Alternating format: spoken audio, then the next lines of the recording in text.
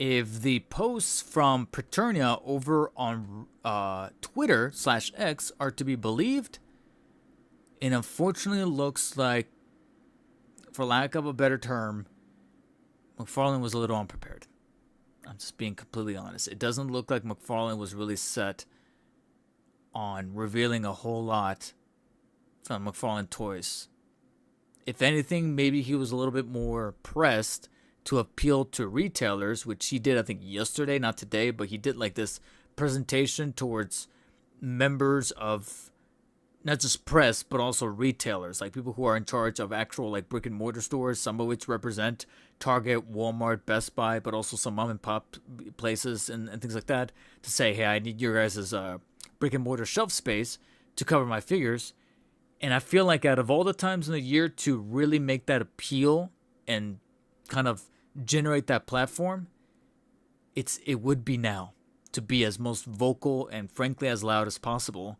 Should the license truly be vacated, which he still hasn't necessarily put out an official statement on, but he's all but pretty much confirmed that the DC license is in fact vacating McFarlane Toys come the middle of the year next year. And one thing to sort of supplant that a little bit more were the showings from the McFarlane Toys universe, or as he calls it, multiverse panel at this year's New York Comic Con. And the first thing that McFarlane showed off at this panel was what looks to be Wave 2. Yeah, Wave 2 of the TMNT Page Puncher stuff. I've actually already seen a couple of these figures firsthand at Targets recently during my hunts for the Returns Wave. And they look okay. They are a bit on the overpriced side. They don't speak to me that directly, but they're not too bad looking, but they're also not too great looking. They're kind of sandwiched in the middle to the point where I hate to say it, but they definitely feel like a figure that I would gladly pick up when I see it at Ross. And it looks like a lot of people in the comment section are starting to feel the same sentiment. So now you have Raphael, Michelangelo, and people are not really feeling the Bebop apparently. Yeah. So yeah, that was the first thing that was shown. And then this is where again things get a little cringy, because the second thing they showed were the Fallout 7-inch figures. Now these are not statues, these are actual figures. Now the figures aren't bad looking. They're actually pretty solid looking, and the two mech figures, the T60, mech armor figures that you see here on the leftmost side, Maximus and Hank McLean, spoilers by the way, are actually pretty solid in person. They actually have a pretty good likeness, especially the Maximus one, and the Ghoul also doesn't look too bad in person. Notice I'm using the words in person a lot. I found them. The whole wave. I found the whole wave. This is me at one of the Targets here in the area. There's Maximus. There's the Ghoul. There's Cooper Howard, Walton Goggins' character with the alternate faceplate, looking like he's got jaundice. There's the Maximus, which, like I said, actually doesn't look too bad in person. It actually kind of looks like the actor. And when I pick up the box, it's actually pretty weighty feeling. It actually has some heft to it, where I'm like, all right. The $30 price tag, and that's the thing, these things are $30 a pop, almost like collector's edition prices. But they kind of make sense for the T60 figures. So whether it be Hank McLean or Maximus here, they're the only ones that actually had some weight to them that makes that $30 price point a little more worth it. Not so much when it comes to either the Cooper Howard or, as you can see right here, I can't remember, Sarah something, I think was her name. She's one of the characters from the show. With the eye patch, and she even has her replaceable head plate. She's got some alternate hands and the weapons. It's a little steep though for the $30. And then I also found a little bit of the DC Sonic crossover figures. But yeah, I found them, guys, and I still left them. You can see the price tag right there, $30. And the Ghoul also was not too bad, only because it is Walton Goggins again. He's got the hat and the two weapons. But I still found them to be a little on the... I think they should have been $25. But yeah, I found these figures. So it's a little cringy to see that McFarlane saying, "Hey guys, pre-order goes up," and I'm like, you guys should have just put up a slide saying, "Hey, find them at your store now, and then we'll let you know later when those links go up." Then we finally get some DC showings.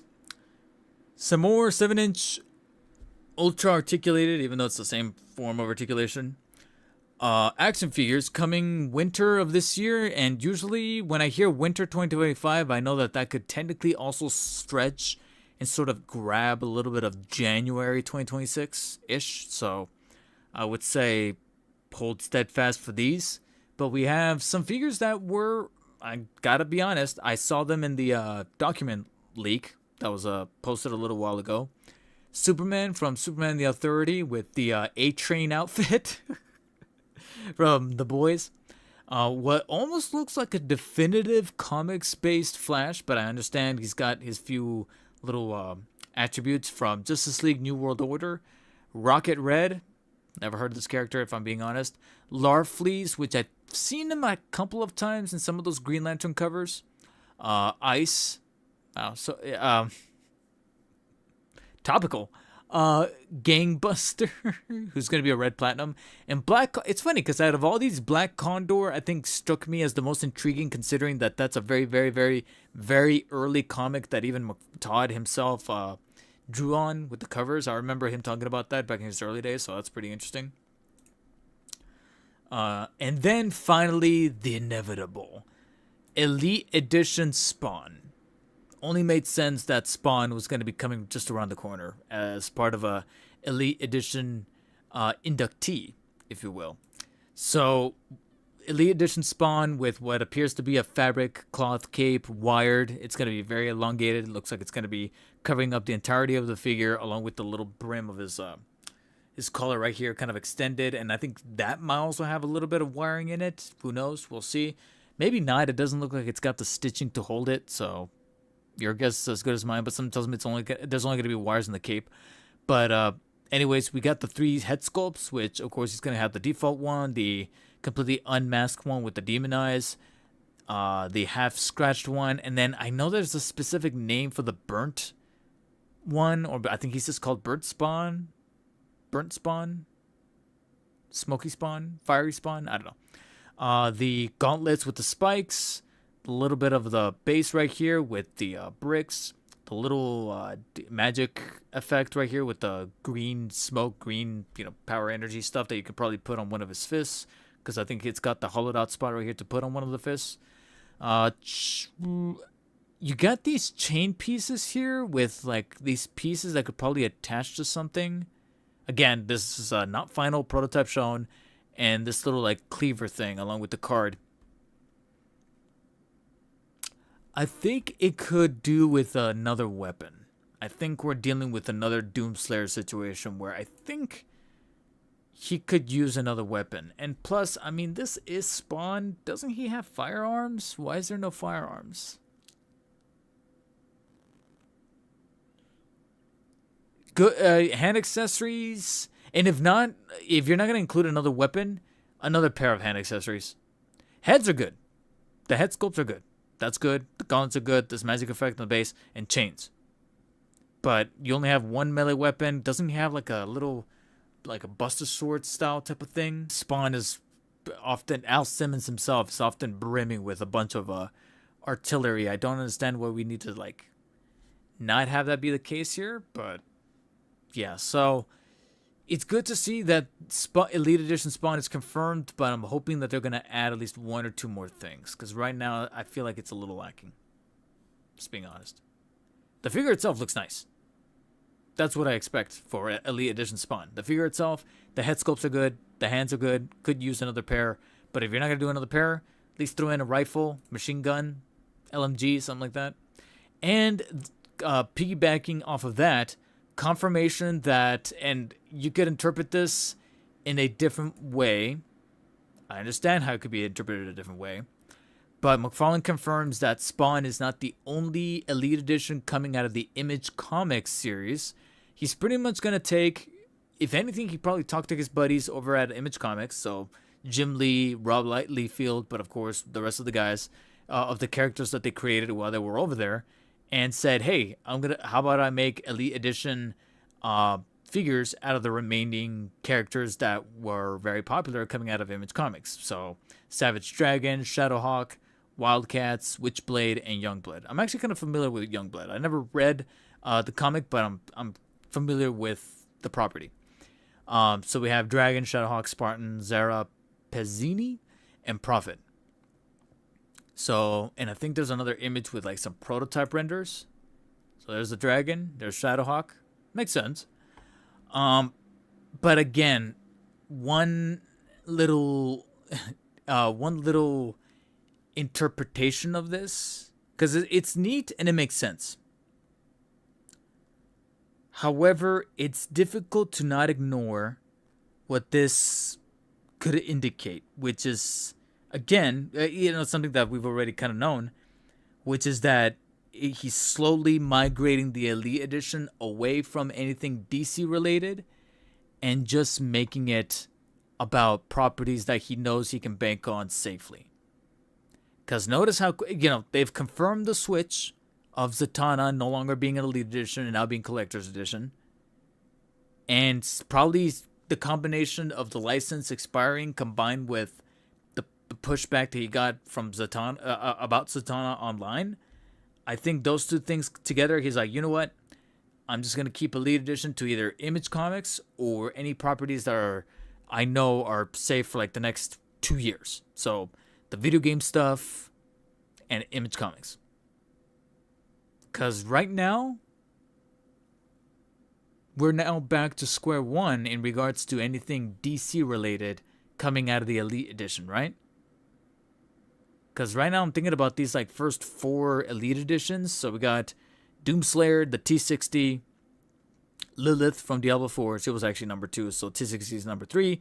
Number 4, I think, is Lucy from Fallout series. And number 5 is, I think, the NCR Ranger from Fallout New Vegas. So Spawn would be number 6. Number 6? Hell. Huh? See how I did that? So, yeah, I think DC's out as a possibility, which means, I gotta be honest, guys, I'm slowly starting to lose hope that we're gonna get an Elite Edition Batman of anything. That's my theory, is that this is his way of saying, hey guys, start abandoning those thoughts of possibly getting an Elite Edition Absolute Batman, an Elite Edition Arkham Batman of some kind. I gotta be honest, that's the way I'm interpreting it. The fact that, because if he had just announced Spawn by himself, I probably would have been like, okay, eventually he was gonna fit Spawn in there as an Elite Edition, only makes sense. But then confirming that the remaining Elite Editions that were gonna be sprinkled throughout the year, as you saw in the little timeline in that graphic over here, starts with January through December. I honestly think that this is his way of saying, yeah, no DC Elite Edition. And he'll just keep DC within either Collector's Edition, crowdfunds, or just standard releases. And page punchers. So yeah, that's my hot take theory, is that I think we're going to have to start abandoning the notion that we're getting an Elite Edition DC anything, if I'm being honest. But speaking of DC, we did finally switch back to DC at NYCC during his panel. More page punchers, giving some love over to Flash and Green Lantern. So there you go. The Green Lantern looking pretty definitive. So if anybody's that big of a Green Lantern fan, I would say that this is probably going to be another really good, solid entry, as well as that Flash over there, the J. Barry Allen Flash from 123, and then Jay Garrick over here. That was kind of neat. Coming spring 2026. Again, doesn't speak to me, only because I'm just not the biggest fan of those characters. And then over in the Collector's Edition, slated for winter of 2025, finally got a Professor Pig. A villain that I was exposed to through Arkham Knight, and I actually kind of dig. F***ed up character. But it's because of that I think it's one of the more terrifying characters. So yeah, it's gonna fit in very nicely there, and it's probably out of these four right here, it's probably the one that I could look at and go, yeah, I could see myself picking up Professor Pig. The other characters I've never heard of. If anything, Elongated Man kind of looks like he's a repaint of Plastic Man. I could be wrong, but those arms are looking awfully familiar. And then we're getting Marvel Rivals statues. So not the figures, unfortunately, but because it is Marvel, he has to resort them to being pre-posed PVC statues slash figures. In the 1/6 scale, we're getting, of course, our mains, if you will, because these are the characters are probably the biggest, most used in the game. Spider-Man, Iron Man, Venom, and the Incredible Hulk. I kind of made Iron Man a little bit out of all these, and a little bit of Venom. I don't understand, and this is more so of a harp on Marvel Rivals. I don't know why they have to make his head so small in the design. That always bugged me. Spider-Man's suit is cool, but I can't believe I'm saying this. I do not like Spider-Man in the game in Marvel Rivals. I don't like playing as him.